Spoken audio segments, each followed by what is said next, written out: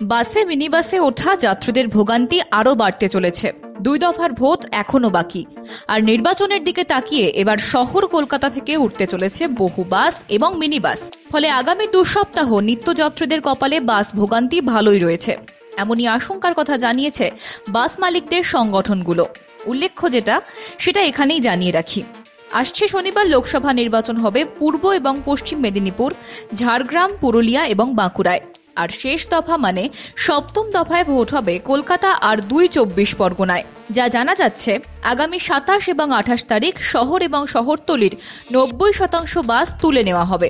শুধু নির্বাচন কমিশন বলে নয়, লালবাজার, লোকাল পুলিশ স্টেশন বাস নিচ্ছে।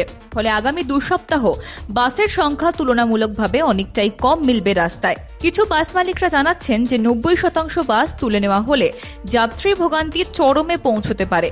এদিকে 1 জুন শেষ দফার নির্বাচন, কিন্তু নির্বাচন শেষ হয়ে গেলেই কি সব বাস নামিয়ে দেওয়া হবে রাস্তায়? একেবারেই না। 4 জুন ভোট গণনা, অর্থাৎ 4 জুন পর্যন্ত বাসের আকাল দেখা যাবে শহর জুড়ে। কারণ ভোট গণনার জন্য যে বড় অঙ্কের ভোট কর্মীদের পরিবহনের দিকটা সুনিশ্চিত করতে হবে, আর সেদিকটা বজায় রাখতে গেলে নির্বাচন কমিশনকে ভরসা রাখতে হবে বাসের উপরেই। বাস মালিক সংগঠনের পক্ষ থেকে নাকি বলা হয়েছিল যে অন্তত 50% বাস তুলে নেওয়া হোক, বাকি 50% বাসের চাকা যাত্রীদের জন্য শহরের বুকে ঘুরুক। কিন্তু ভোটের কাজে যে বিপুল পরিমাণ যানবাহনের প্রয়োজন, সেক্ষেত্রে এত বাসের যোগান দেওয়া কার্যত অসম্ভব। অতএব বিকল্প বলতে বেসরকারি বাস এবং মিনি বাস। তাহলে করণীয় কি? কিছুই না। নির্বাচনের ফলাফল বেরোনো না পর্যন্ত ভোগান্তি মিটবে বলে মনে হচ্ছে না।